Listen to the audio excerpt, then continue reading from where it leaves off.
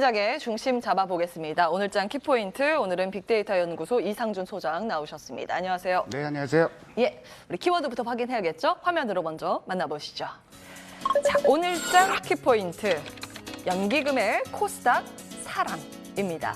연기금이 코스닥 시작에서 지금 7거래일 연속 순매수 행진을 보이고 있는데요. 그 배경은 무엇이고 또 어떤 종목을 사는지 투자 힌트까지 잠시 뒤에 얻어보도록 하겠습니다. 자, 소장님 먼저 미국 증시 상황부터 볼 텐데요. 이제 연 이틀 차익 매물이 출회되는 모습이었습니다. 어떻게 평가하셨는지, 그리고 이것 때문에 우리 시장도 좀 조정을 받을 가능성이 있는지도 검토를 해주신다면요.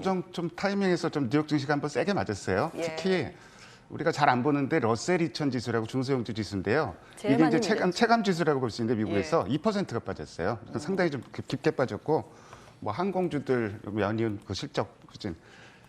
존슨앤존슨만 실적이 잘 나왔네요. 그래서 2% 올랐고, 넷플릭스 관련 내용은 아까 이제 오늘 중에 그거 다섯 가지 얘기를 했기 때문에. 근데 오늘 시장에서 포인트는 어떤 포인트를 봐야 되냐면은 4월 시장 중에서 어제까지가 14거래 거래가 됐거든요. 예. 근데 그 중에서 13일이 상승을 했어요. 하루만 빠졌어요, 4월 달에.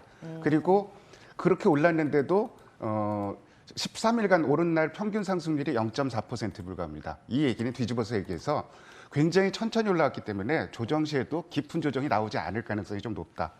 그렇게 좀 생각을 할 수가 있고, 지나가는 바람이라고 보셨어요? 네, 예. 그렇습니다. 추세에 영향을 주지 않는 조정이라고 보고 있고, 오늘 중요한 포인트는 마이너스가 나더라도 양봉으로 마감되냐 음봉으로 마감되냐, 이 부분이 중요할 것 같고, 예. 또 중요한 포인트는 조정 타이밍은 오히려 좀 매수의 기회가 될 수 있다. 좀 이렇게 좀 정리를 하면 될 것 같습니다. 예, 그러면 조정 타이밍에 뭐 사는지가 중요하겠네요. 그렇죠. 잠시 뒤에 이제 예. 아이디어 주실 거고요. 지속해 주시죠. 예, 또 다른 내용 좀 정리해드리면은 다른 지표들은 뭐 크게 움직인 게 없는데요. 미 국채 10년물 금리가 좀 큰 폭으로 떨어졌고, 그리고 고객 예탁금이 69조 올라왔어요. 이게 이제 그 1월 이후 처음입니다. 이 부분도 좀 긍정적인 요인으로 볼 수 있을 거예요. 아무래도 지난주에 오늘 중에 그 배당금 얘기하셨었잖아요. 예. 그 영향도 좀 있을 것 같아요. 예탁금 늘어난 거는. 배당금 들어온 받은 거 재투자하는 움직임. 사실 그렇죠. 그때 그런 관전 영향도 좀 포인트 있을 때 것 같고요. 말씀을 드렸는데 장중에는 외국인들이 매도하다가 막판에 매수로 전환된 것도 아마 그 영향이 있지 않았을까 조금 있을 것 같아요. 추측도 예. 해봅니다. 예. 그리고 오늘부터 이제 삼성전자, LG전자 실적은 잠정 실적이 나왔는데, 오늘부터 우리 시장은 우리나라는 이제 본격적으로 어닝 시즌에 들어갑니다. 오늘 우리 금융지주 실적이 발표되고, 내일 현대차, 기아, 현대차는 장중에, 그다음에 예. 뭐 KB금융이라든지 뭐 삼성 SDIS, LG생활건강, 뭐 칩스미디어 이런 종목들이 실적 발표를 하는데, 제가 정리라는 게 실적 발표 일정을 정리하고 작년 1분기 대비해서 증가율을 하나 표시했고, 한 달 사이에 컨센서스 영업이익 기준입니다. 어떻게 움직였는지를 표시를 했는데, 유심히 보면은 굉장히 재미있는 그 내용이 보입니다. 뭐냐면은 전부 플러스예요, 전부 플러스. 그리고 한 달 동안 컨센서스도 대부분 종목이 다 올라 있습니다. 저는 이런 어닝 시즌을 거의 본 적이 없거든요. 실적 발표 임박해서 한 달 전부터 추정치가 올라가는 경우는 별로 본 적이 없는데, 아무튼 이 기업들 갖고 계신 분들은 뭐 주목해서 보시면 될 것 같아요. 지금 이 증가율상으로는 그 기아의 이익 증가율이 가장 클 것으로 보여지고, KB금융도 큰 폭으로 이익이 호전될 것으로 예상이 됩니다. 예. 사실은 기저 효과가 있어서 작년에 워낙 안 좋았기 때문에 그런 거의 부분도 있죠. 대부분 근데 어닝 서프라이즈 예상이 그래서 되네요. 포인트가 한 달 전보다 예상치가 어떻게 조정되는지가 중요한데, 다 올라왔어요. 눈높이의 다. 추세가 예, 올라가고 기아나 있다. KB금융 같은 종목도 큰 폭으로 상향이 됐습니다. 좋습니다. 자, 그러면 종목 힌트 찾아봐야겠죠. 전일장 수급 특징주 볼 텐데요. 코스피에서는 외국인 기관이 LG화학 동시에 샀고, 뭐 한 섹터에 집중하기보다는 보면 두루두루 개별 종목들 담는 모습이던데요. 같이 볼 만한 종목이 있을까요? DB하이텍 같은 종목이 하루는 기관, 하루는 외국인이 이렇게 주축이 되면서 쌍끌이 매수가 이틀 연속 좀 나왔고요.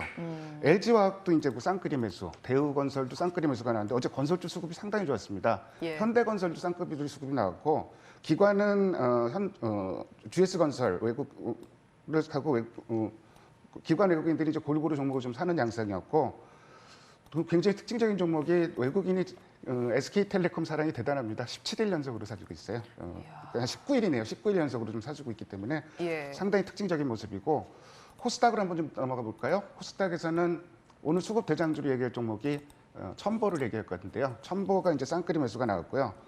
오스템 임플란트라든지 파크 시스템스 이런 종목도 쌍끌이 매수가 나왔고, 오스코텍이 이틀 연속 쌍끌이 매수가 나오고 있는데, 오스코텍 같은 경우는 일봉 차트 보면은 지금 바닥을 싹 다지고 올라오는 모습이거든요. 근데 여기서 이제 거래 늘어나면서 기관 외국인 수급이 들어온다 그러면은 조금 더 레벨업 될 가능성이 있지 않나. 그래서 오스코텍 수급도 유심히 볼 필요가 있습니다. 오늘의 이제 수급 대장주로 꼽을 종목은 천보인데요. 뭐 전해질 관련해서 예. 연기금이 이 종목은 7일 연속 사고 있고 이 위에서 이제 수급 흐름 자체를 살펴보면은 제가 수급 차트를 그려놨는데 수급 흐름을 살펴보면은 3월 중순부터 기관이 완전 그 매수세로 강한 매수세로 들어서고 있고 외국인도 완만하게 계속 주식을 사주고 있어요.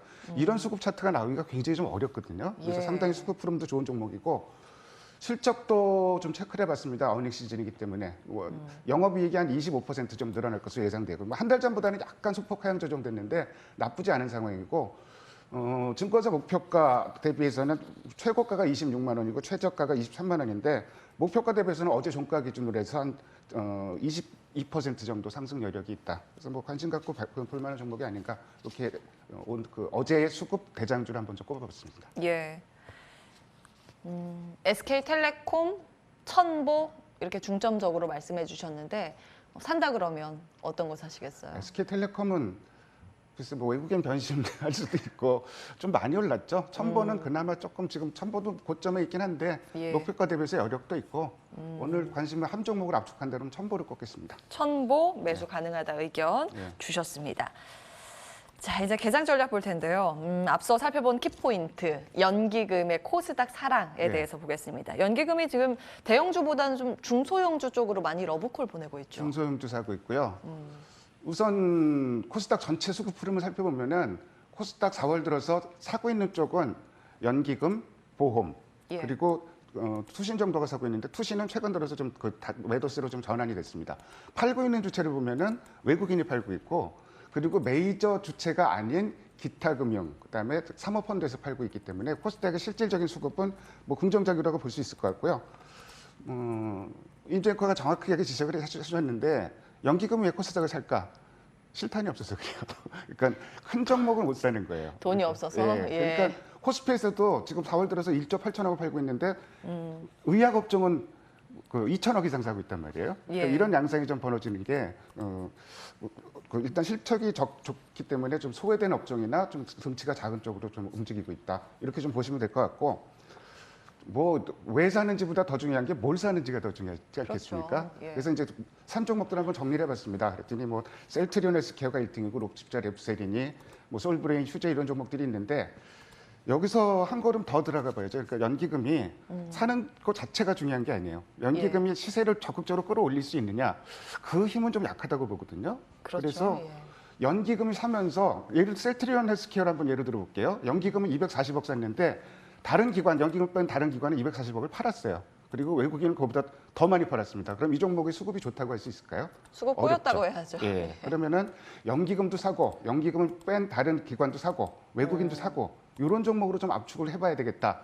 그렇게 해서 짙은 색으로 표시된 종목들입니다. 록십자, 랩셀, SK 머티리얼스, 천보, 주성 엔지니어링 이렇게 네 종목으로 좀 좁혀지는데 예. 역시 뭐 오늘 수급 대장주로 천보를 꼽은 이유가 이런 맥락도 있어요. 이런 맥락에서 천보를 관심 종목으로 오늘 좀 말씀을 드렸습니다. 예. 자, 그러면은 시장 조정 가능성은 있는데 조정 받을 때 좀 싸게 살 기회를 시장이 주는 것이다라고 하셨으니까 전반적인 이런 내용들 녹여서 오늘장 전략 세워주신다면요. 지금 시장 흐름을 두 가지로 크게 한번 요약해 볼게요. 첫 번째는 실적과 투기가 공존하는 시장이에요. 지금 실적이 워낙 좋기 때문에 실적 좋은 종목들이 잘 올라갑니다.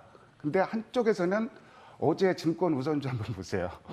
뭐 유한타 증권 우선주 장중에 상한가까지 가는데 예. 이런 극심한 투기적인 흐름이 동시에 나오고 있어요. 그래서 투자하는 자 근데 이런 흐름이 나오는 게 지금 개인의 거래 비중이 너무 높아졌습니다. 지금 3월 달에 코스피에서 개인 거래 비중이 63%였는데 4월 달에는 지금 69%까지 올라오고 있어요. 그러다 보니까 투기적인 예. 종목에 뭐 가상화폐 막 매매하듯이 그런 종목에 쏠리는 이 두 가지 흐름이 공존하고 있는데 거기에 현혹되지 마시라. 100% 거의 손실을 본다 그런 종목 쫓아가서는 요거로 한 가지 말씀드리고 싶고 두 번째로는 지수는 연속 상승하고 있는데 시장의 흐름은 순환매예요. 그런 흐름이 나오는 거를 한번 좀 정리를 해봤는데 주간 단위별로 외국인과 기관이 어떤 업종을 사는가 보면은 주간 단위로 업종이 계속 바뀌어요. 이 얘기는 뭐냐면은 업종이 순환한다. 그래서 업종이 순환하는 흐름에서는 절대로 추격 매수는 자제해야 된다. 그래서 그리고 이런 말씀도 드리고 싶습니다. 지금 뭐 오늘 조정 흐름이긴 한데 전체적인 시장 흐름이 보험주도 이제 최근에 올라오고 그 안 올려둔 의약업종도 올라오고 이러니까 예. 전반적으로 저변이 확대되는 시장이고 기다리면 내 순서는 온다. 그래서 쫓아다니지 말고 조정받을 때 매수 타이밍을 포착하자. 이렇게 좀 말씀드리고 싶습니다. 네. 급등한다고 해서 흥분하는 건 금물이고 예.